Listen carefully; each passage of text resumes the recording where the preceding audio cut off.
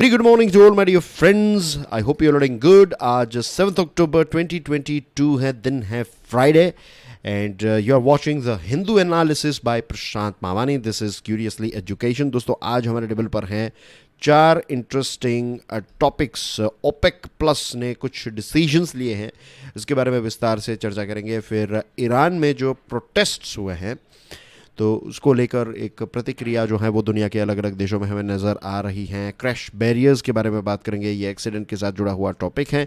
And then will talk about a very interesting topic, peace in Ukraine.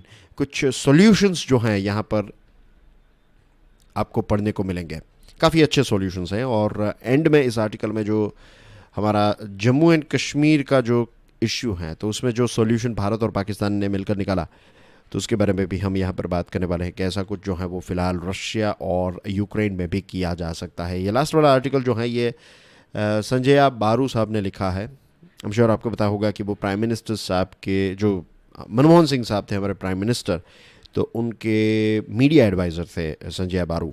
और एक film भी उन्होंने लिखी थी मनमोहन सिंह साहब पर, जिसमें अनुपम खेर साहब जो हैं उन्होंने मनमोहन सिंह का किरदार निभाया था. But anyway we will move ahead. Hindu newspaper के आज कोई भी ऐसा आर्टिकल मुझे नहीं मिला है जो आपके साथ डिस्कस किए जा सके. राइट, एक CSR रिस्पॉन्सिबिलिटी पर था, फिर एक दूसरा जो था वो चाइना में जो रूमर्स चल रही थी उसके बारे में था.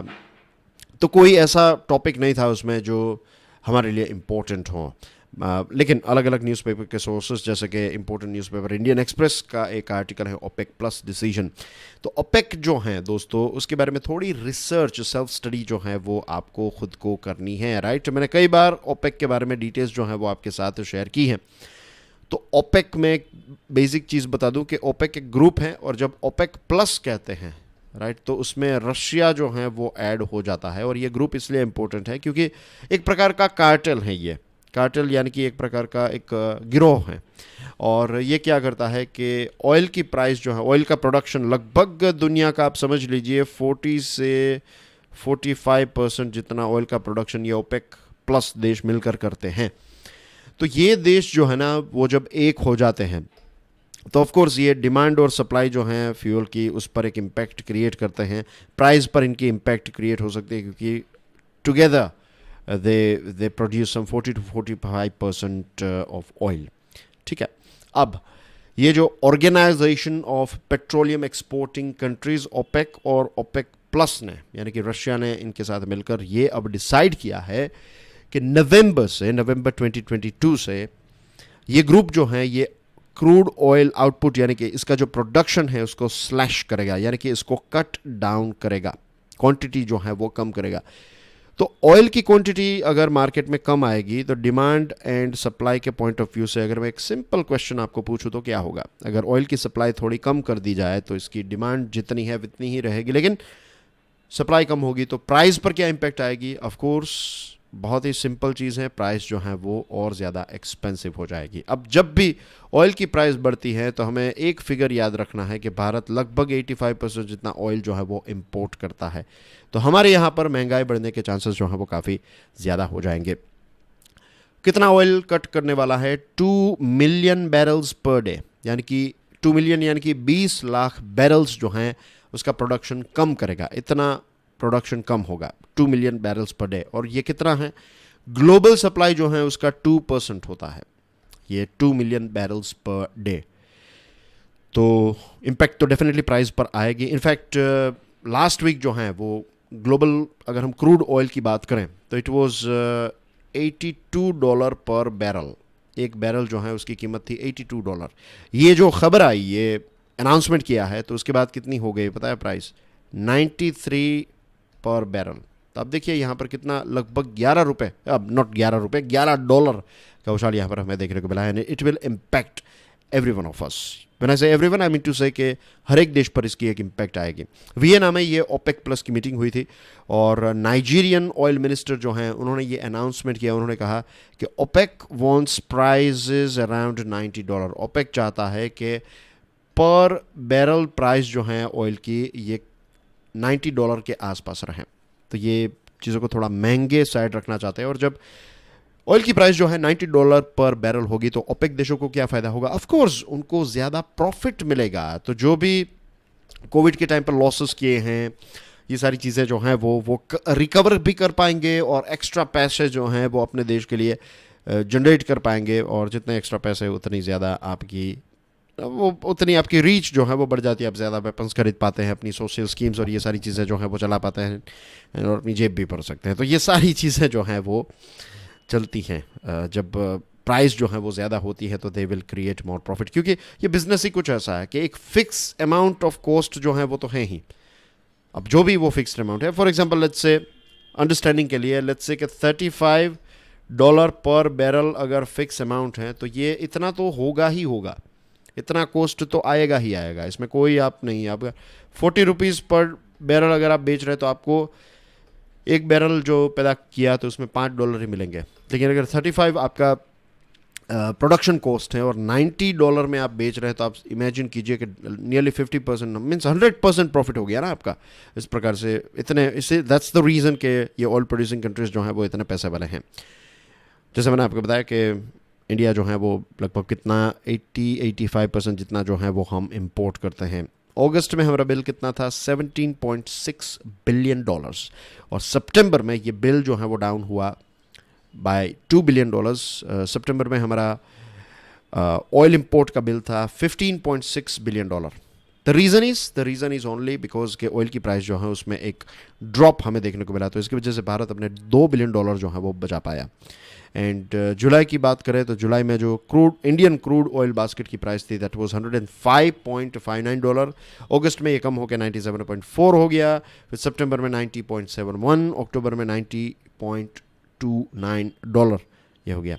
लेकिन अब ये जो प्राइस इंक्रीज होगी तो ये जो रिवर्सल होगा प्राइसेस का, तो जैसे मैंने आपको बताया कि इन्फ्लेशन हमारे देश में बढ़ेगा। और हाल ही में हमने देखा कि कैसे रिजर्व बैंक ऑफ इंडिया ने इन्फ्लेशन को कंट्रोल करने के लिए रेपो रेट को इंक्रीज़ किया। मैंने उस पर एक स्पेशल वीडियो भी बनाया है, होप आपने देखा होगा। तो जब बैंक्स जो हैं हमारे देश की इतनी मेहनत कर रही हैं कि हम इन्फ्लेशन को कंट्रोल करें, महंगाई को कंट्रोल करें, और ऊपर से जब इस प्रकार के ग्लोबल डिसीजंस लिए जाते हैं तो हमारी मेहनत जो है उसकी जो इम्पैक्ट है, जो आरबीआई ने कोशिश की, सरकार जो कोशिश कर रही है, तो वो इम्पैक्ट जो है वो कहीं ना कहीं उसकी जो ताकत है, उसकी जो इम्पैक्ट है वो कम हो जाती है because of this external factors. अब ये चीज़ें तो ओपेक के बारे में, और ओपेक ने जो डिसीजन लिया इन्फ्लेशन जो होगा उसके बारे में है। अब आप सोचिए दोस्तों एक अलग एंगल से, जो सिविल सर्विसेज के लिए जो डीप एनालिसिस या फिर क्रिटिकल एनालिसिस आपको डेवलप करना है, ये ओपेक देश जो हैं, मैंने आपको बताया ना कि इस प्रकार के कार्टेल वाले जो देश हैं तो ये एक प्रकार से दादागिरी करते हैं। ये उनकी दादागिरी ही है, आप समझ लीजिए कि वो ऐसा करते हैं अपने प्रॉफिट को ध्यान में रखते हुए। अब इन लोगों की ये दादागिरी कब ख़त्म होगी, या फिर इनका ये जो कार्टेलाइजेशन बिहेवियर है वो कब ख़त्म होगा? जब रिन्यूएबल एनर्जी, पर्टिकुलरली अगर सोलार पावर की बात करें, राइट, अगर हमारे देश में इलेक्ट्रॉनिक व्हीकल्स सक्सेसफुल हो जाए, अगर हमारे देश में आप हर जगह पर इलेक्ट्रॉनिक चार्जिंग स्टेशन अगर अवेलेबल हैं आपकी कार के लिए, and just imagine, let's imagine, imagination में क्या जाता है, जस्ट इमेजिन कि आपकी कार जो है वो 5 मिनट के अंदर, मैक्सिमम 5 मिनट्स, 600 सेकंड्स के अंदर आपकी कार जो है वो अगर 100% चार्ज हो जाती है, चाहे वो फिर फॉर्च्यूनर एंडेवर जितनी बड़ी कार हो या फिर अल्टो जितनी छोटी कार हो, मैक्सिमम 5 मिनट के अंदर अगर आपकी कार चार्जिंग स्टेशन या फिर आपके घर में चार्ज हो जाएगी और सोलार पावर से इलेक्ट्रिसिटी पैदा हो रही है। लेट्स इमेजिन कि एक बार आपने कार ख़रीद ली, उसके बाद उसका कॉस्ट जो है पर किलोमीटर चलाने का कॉस्ट अगर लेट्स से 10 पैसा 20 पैसा जितना ही होगा। जब ये सिचुएशन हो जाएगी उस समय पर ये ओपेक देशों की सिचुएशन क्या होगी? जस्ट इमेजिन, उनकी ये जो हेजीमोनी है, इनकी जो ये कार्टेल बिहेवियर है वो कम हो जाएगा। This is one of the reason जो इंटरनेशनल सोलार अलायंस हमने लॉन्च किया भारत ने, राइट। तो इंटरनेशनल सोलार अलायंस की ऑफिस कहाँ पर है, इसका हेडक्वार्टर कहाँ पर है, बताइए कमेंट सेक्शन में। थोड़ा रिसर्च कीजिएगा आईएसए के बारे में। मैं यहाँ पर सारी डिटेल्स नहीं बताऊँगा, मुझे आपको ये जो इंटरनेट पर डिटेल्स अवेलेबल हैं वो बताने में कोई मुझे मज़ा नहीं है, मीन्स उसका कोई फ़ायदा भी नहीं है। This are the things that you can search for your self.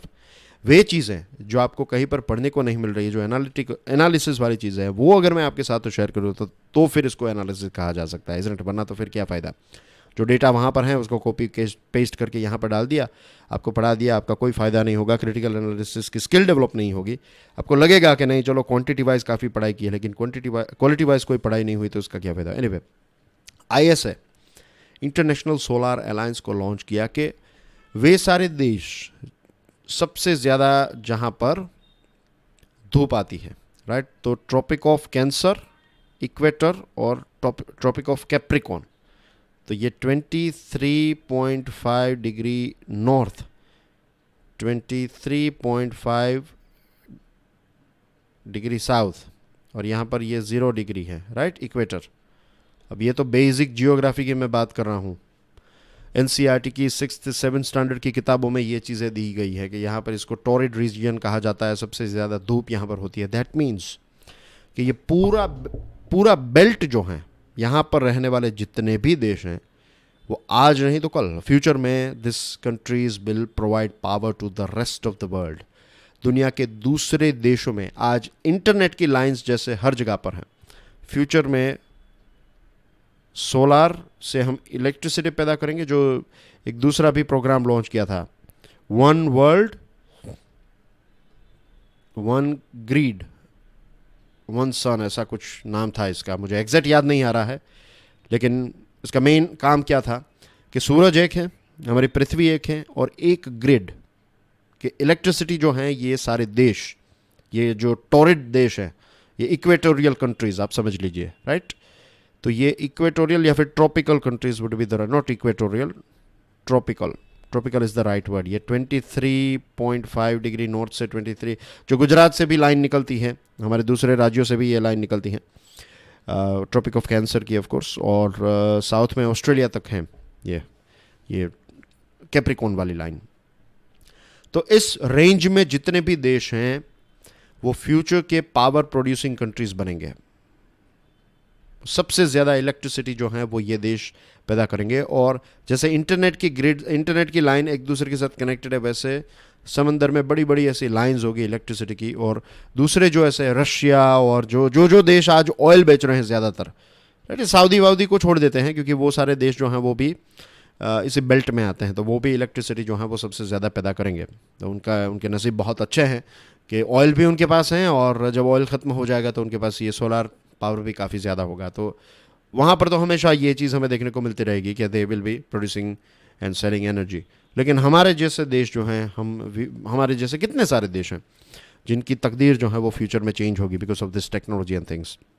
तो दुनिया जो है वो इस प्रकार से चेंज होगी भविष्य में। रशिया जैसे देश जो बहुत ही टेम्परेट जोन में है, आर्टिक जोन में भी बहुत सारा रशिया का पार्ट है, तो वहाँ पर इलेक्ट्रिसिटी सोलार से पैदा करना जो है पॉसिबल नहीं। हाँ, विंड से वहाँ पर पैदा की जा सकती है, लेकिन सोलार से नहीं हो सकती है, उसमें भी अपग्रेडेशन आएगा टेक्नोलॉजी का। लेकिन रशिया, यूके, फ्रांस, ये सारे देशों को इलेक्ट्रिसिटी जो है वो हमारे जैसे देश जो हैं वो प्रोवाइड करेंगे। ऑफ कोर्स इन सारे देशों को, मेडिटेरेनियन सी के नीचे जो अफ्रीका के देश हैं, तो ये अफ्रीका के बहुत सारे देश डायरेक्टली वहाँ पर इलेक्ट्रिसिटी प्रोवाइड कर देंगे, लेकिन ग्रिड जो है वो एक होगी। तो this way the world will become one in terms of energy. तो सोचने वाली बात है ना ये, कि टॉपिक कहाँ से स्टार्ट हुआ और आप इसको कितने लेवल तक ले जा सकते हैं, अलग अलग चीज़ें आप इसके साथ कनेक्ट कर सकते हैं। यही खूबसूरती है, यही मज़ा है तैयारी का। तैयारी करने के लिए let me tell you one thing, एक बहुत ही इंटरेस्टिंग कोट मैं आप सभी के साथ शेयर करना चाहता हूँ। थोड़ी बातें कर ले हम, अब पढ़ाई तो बहुत कर ली, थोड़ी बातें भी कर लेते हैं। चलो, ये सारी बातें जो हैं वो ऑफ कोर्स आपकी प्रिपरेशन के लिए ही है। तो मैल्कम फोर्ब्स जो हैं उनका एक कोट है, the goal of study is to replace an empty mind. मैं लिख देता हूं यहां पर, एम्प्टी माइंड। एम्प्टी माइंड को किससे रिप्लेस करना है? फिल्ड माइंड से, भरा हुआ दिमाग, एक खाली दिमाग जो है उसको भरे हुए दिमाग के साथ नो। फिल्ड माइंड अगर हम यूज करते या फिर मैल्कॉम फोर्ब्स कहते हैं फिल्ड माइंड, तो वो क्या बात करते हैं? वो इंफॉर्मेशन की बात करते हैं कि हमारा दिमाग जो है उसको इंफॉर्मेशन से भर डालो, ज़्यादा से ज़्यादा इंफॉर्मेशन जो है उसमें ऐड करते जाओ। लेकिन दोस्तों, क्या कभी आपने ये सोचा है कि हमारा दिमाग जो है वो इंफॉर्मेशन को उतनी ज़्यादा स्टोर करने की कैपेसिटी नहीं रखता। मीन्स इंफॉर्मेशन आप भूल जाएंगे, आंकड़े जो हैं वो भूल जाएंगे। मीन्स मैंने कितनी बार ओपेक के आर्टिकल्स पढ़े होंगे, अभी तक मैं अगर बताऊं आपको तो कम से कम 1000 आर्टिकल्स पढ़े होंगे मैंने ओपेक पर। लेकिन फिर भी ये जो 45% या फिर 50% जितना वो ऑयल, ये आंकड़े जो हैं वो रिवाइज कर, मीन्स मेरे पास लिखे हुए हैं, मैं एक बार इस पर नज़र घुमाऊंगा मुझे वो आंकड़ा याद आ जाएगा।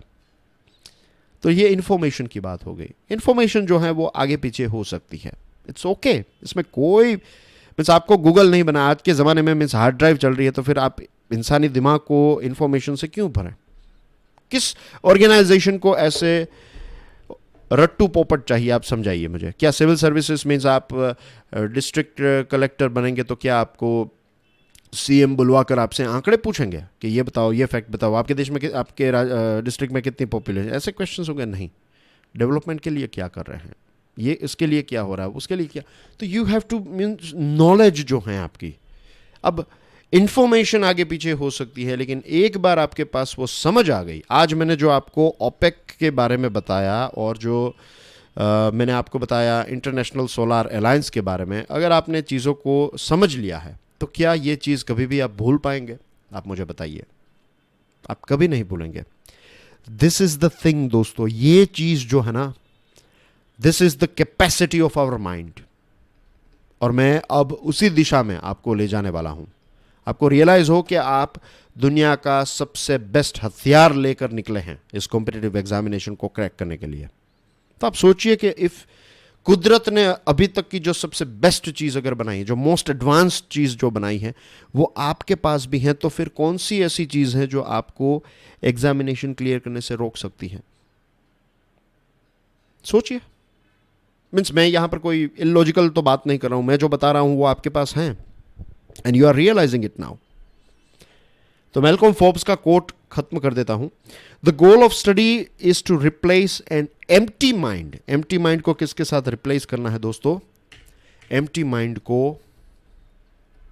ओपन माइंड से रिप्लेस करना। ओपन माइंड का मतलब अब क्या होता है?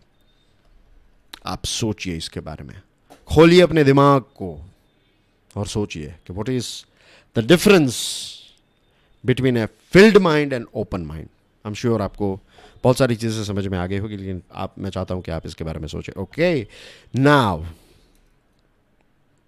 Also one more thing before I move on. ये जो अभी हमने डिस्कशन की, ये एक बीच में जो एक टॉपिक जो हैं उनको छोड़कर जो कोर स्ट्रेटेजी मीन्स कि आपके इंटरनल चीज़, इंटरनली क्या क्या चीज़ें चेंज होनी चाहिए, इसके बारे में डिस्कशन की। अगर आपको लगता है कि दिस इज मीन्स, मुझे पता है this is beneficial for you, लेकिन what do you think about it? कैसी और चीज़ें आप जानना चाहेंगे? Do let me know in the comment section. अगर ज़्यादा कमेंट्स आएगी then I will think about creating altogether different series. एक इसी के साथ साथ हिंदू एनालिसिस तो चलता ही रहेगा, लेकिन एक और सीरीज़ भी मैं सोच रहा हूँ कि स्टार्ट करूँ। But for that I need let's say 100 students होंगे then I will start. 99 होंगे then also I don't want to start. If there are 100 students then definitely I would love to start. तो बताइए मुझे comment section में, right? ये एक आपके लिए एक प्रस्ताव मीन्स एक प्रपोजल है। All you have to do is reply. Once you reply then we'll think about it and then we will carry on. वरना ऐसी छोटे छोटे चंक्स जो हैं मैं आपको देते रहूँगा, लेकिन डीप लेवल तक जाना है तो उसके लिए एक अलग से ही डिस्कशन हमें करनी पड़ेगी। ईरान प्रोटेस्ट्स, इंडियन एक्सप्रेस का ये आर्टिकल है। वीरों के माशा अमीनी जो हैं 22 साल की लड़की थी और उसको वहाँ पर पुलिस ने इतना टॉर्चर किया। हमने इसके बारे में वैसे पहले भी बात की थी, तो ये एक बैकग्राउंड है, एक रिकैप आपको दे दूं कि ये ईरान की बात हो रही है और फिर माशा अमीनी जो हैं तो उसको इतना टॉर्चर किया कि इस लड़की की जो है वो मृत्यु हो गई, इसका निधन हो गया इस लड़की का। और उसके बाद ईरान में प्रोटेस्ट जो हैं वो स्टार्ट हो गए, हिजाब और इन सारी चीज़ों को लेकर वहाँ की औरतें जो हैं वो काफ़ी ज़्यादा प्रोटेस्ट करने लगी। और अब ये प्रोटेस्ट जो हैं वो इंटरनेशनल प्रोटेस्ट भी बन चुका है। फ्रेंच फीमेल एक्टर्स, बहुत सारी फ्रेंच फीमेल एक्टर्स जो हैं उन्होंने क्या किया, उन्होंने प्रोटेस्ट में अपना एक पार्ट दिखाया।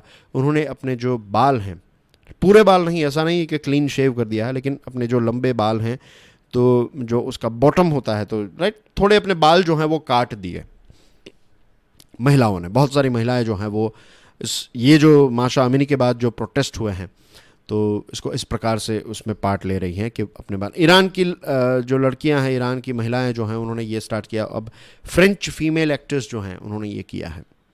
Now the thing is, why girls are doing this, why women are doing this thing. Analysis again.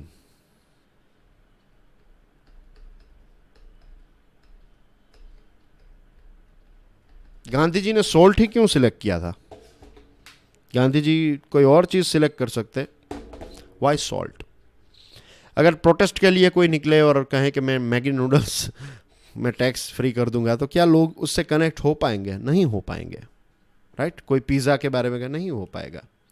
But salt is used pan India, पूरे हमारे देश के। आप साउथ में चले जाइए, नॉर्थ में चले जाइए, नॉर्थ ईस्ट में चले जाइए, जहां पर भी आप जाएंगे हर जगह पर सॉल्ट का इस्तेमाल डायरेक्टली इनडायरेक्टली होता ही है, राइट?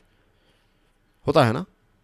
तो गांधी जी ने एक ऐसा प्रोडक्ट सिलेक्ट किया जो हम सबको कनेक्ट करता है।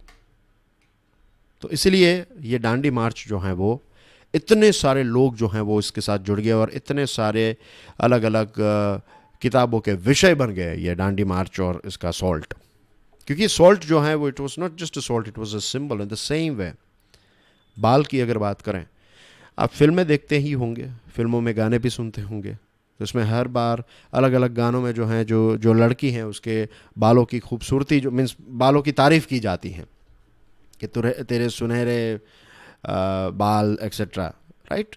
बहुत सारे ऐसे गाने हैं। क्योंकि जो बाल हैं ये एक औरत जो है, एक लड़की जो है, उसकी आइडेंटिटी का पार्ट है, राइट? वो उसकी ब्यूटी को और ज़्यादा बढ़ाते हैं। अब बाल काटना जो है means not just hair cutting in the sense कि आप उसको एक शेप दे रहे हैं, I am not talking about that. लेकिन अगर आप थोड़े पीछे चले जाए, हमारे ही देश में ऐसे अलग अलग जगहों पर रिवाज थे कि अगर कोई औरत जो है वो विधवा हो जाती है, उसका हस्बैंड अगर मर जाता है, उसकी मृत्यु हो जाती है, तो फिर मॉर्निंग यानी कि अपना शौक व्यक्त करने के लिए उस औरत के जो बाल हैं वो भी शेव किए जाते हैं, राइट? पूरा ऐसा shaving, right? Means like proper bold किया जाता है उसको, यू नो, टकला। बहुत ही सिंपल लैंग्वेज में बात करूँ तो उसको, उसके सारे बाल काटे जाते हैं टू एक्सप्रेस कि अब उसको तैयार होने की कोई ज़रूरत नहीं है। ये एक यू नो एक एक्सप्रेशन था कि अब मुझे तैयार होने की क्या ज़रूरत, मेरा जो हस्बैंड था अब वो नहीं है, तो अब मुझे ये गहने, ये बहने, ये सारी चीज़ें, मीन्स अब मेरे सारे शौक़ जो थे, जो सजना संवरना था, उसका कोई मतलब ही नहीं रहता अब मेरे जीवन में, बिकॉज माई बिलोव्ड जो मेरा साथी था वो मेरे साथ नहीं रहा है।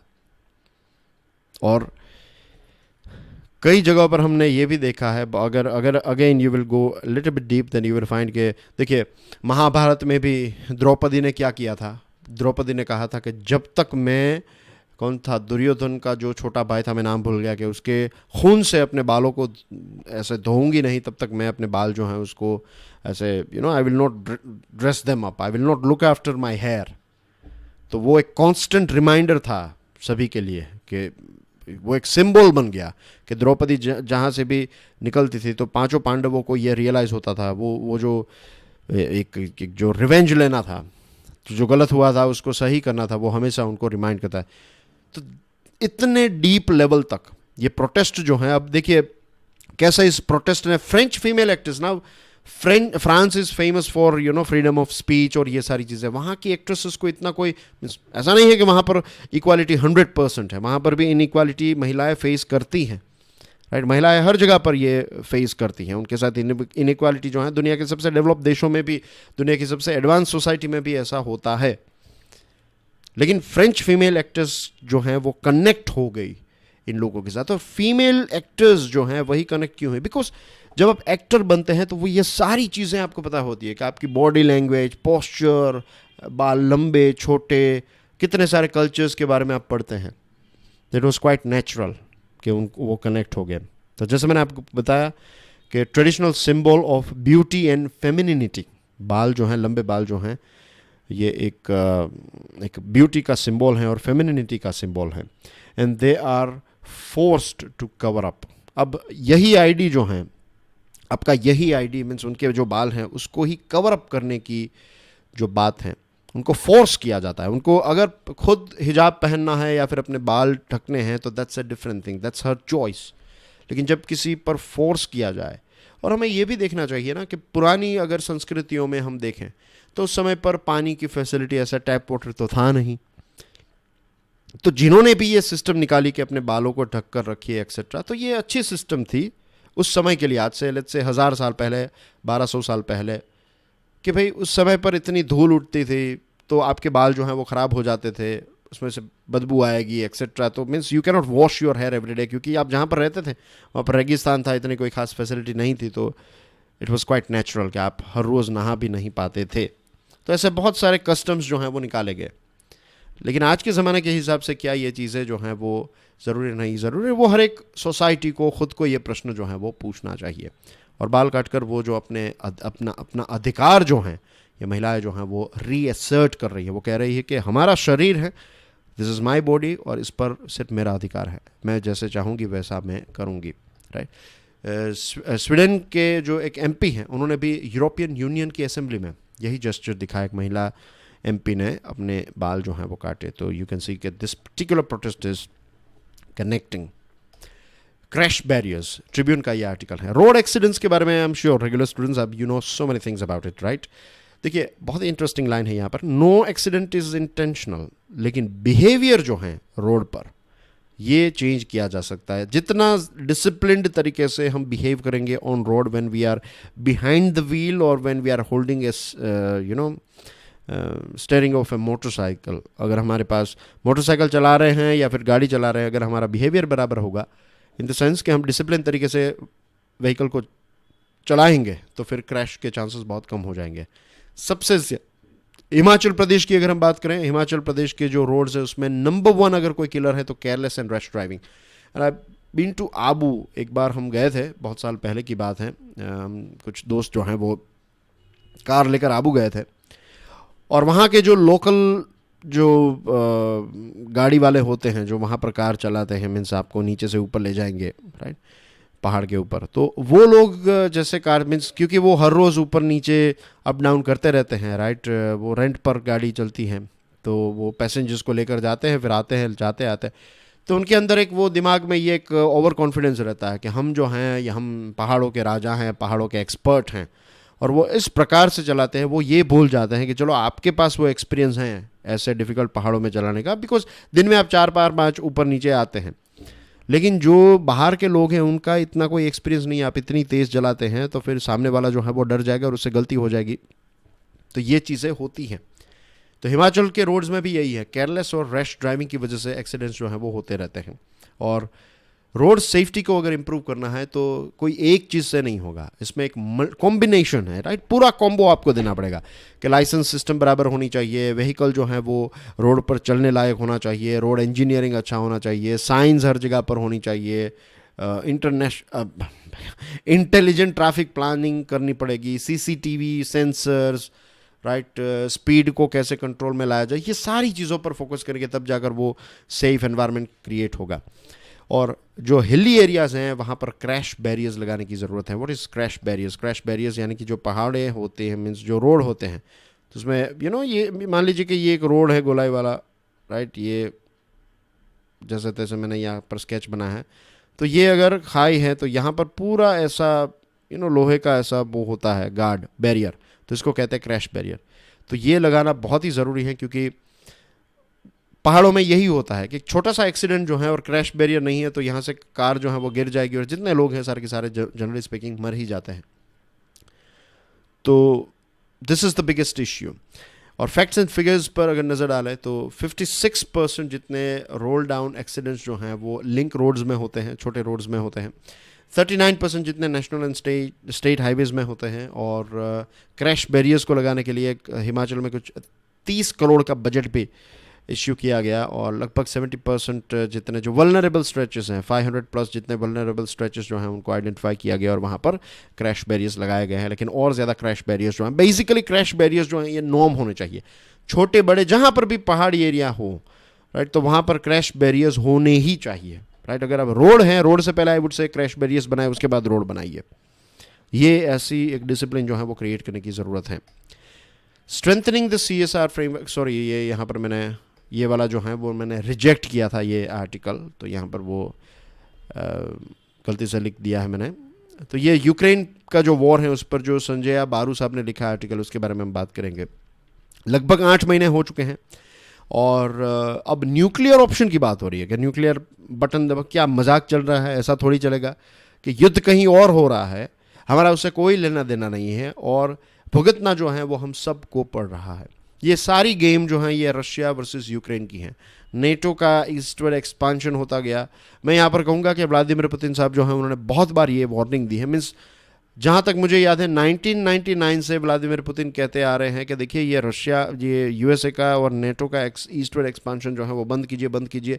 लेकिन ये सुनने के लिए तैयार ही नहीं थे। धीरे धीरे धीरे करके ये एक्सपांड करते गए और फिर ये टिपिंग पॉइंट जो है वो आ गया। इसी के साथ साथ यूरोप के जो लीडर्स हैं, राइट, यूरोपियन यूनियन और यूरोप के लीडर, ये क्योंकि यूएसए के ही सुनते हैं, एक लंबे समय से ये उनकी आदत है, तो unimpressive political leadership in Europe, this is the reason कि उन्होंने अपने होम ग्राउंड में, अपने कॉन्टिनेंट में ये चीज़ जो है वो होने दी। अगर वो राइट डिसीजन लेते तो ऐसा नहीं होता, लेकिन उन्होंने हमेशा यूएसए का सुना। जो यूएसए जहाँ पर गलत था वहाँ पर उनको रोका नहीं।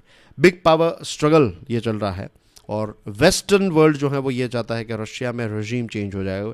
रशिया में या फिर मॉस्को में जो चेंज आएगा वो तभी आएगा जब वहाँ के लोग चाहेंगे। अगर रशियन लोग चाहेंगे, अगर वो चाहेंगे कि व्लादिमीर पुतिन चले जाए तो वो चले जाएंगे, लेकिन जब तक वो उनको सपोर्ट करें तब तक व्लादिमीर पुतिन वहीं पर ही रहेंगे। अब वो ज़माना चला गया कि बाहर से आप इतने बड़े देश में रजीम चेंज करवा दो, it's not going to take place. अब क्या करना चाहिए, इसका सोल्यूशन क्या है?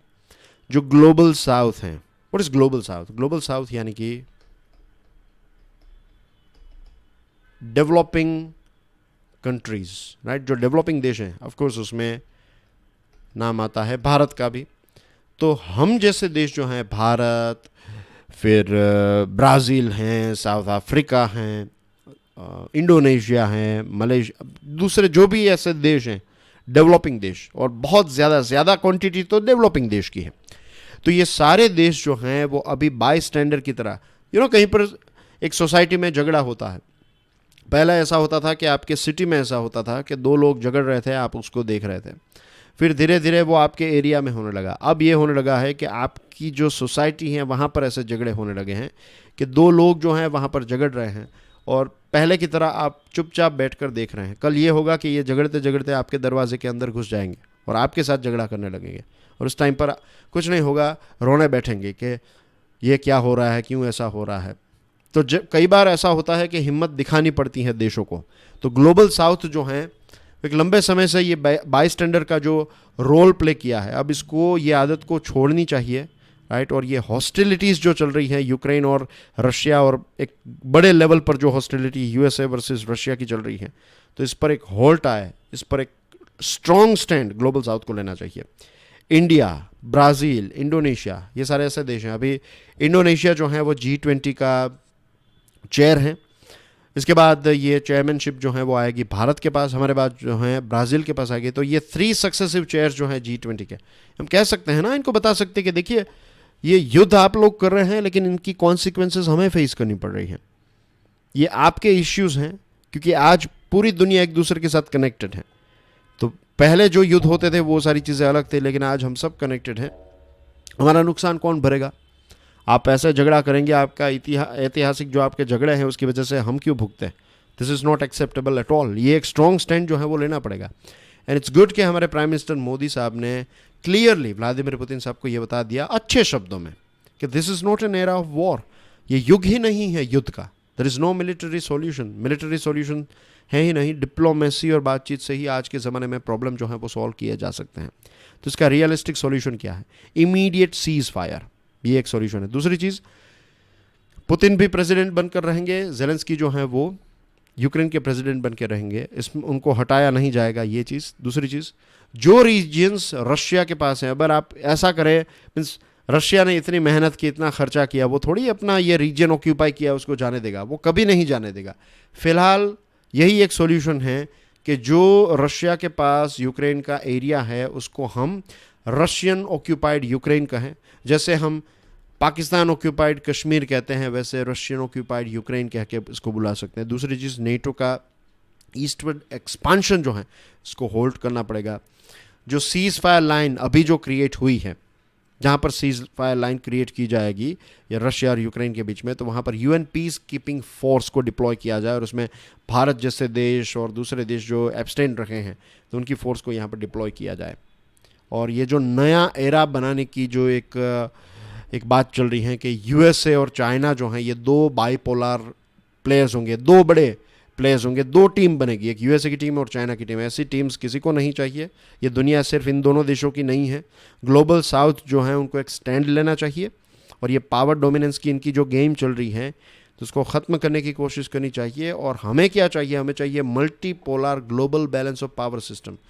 Let's make United Nations the most powerful organisation. Let's make it more democratic, let's make it more realistic.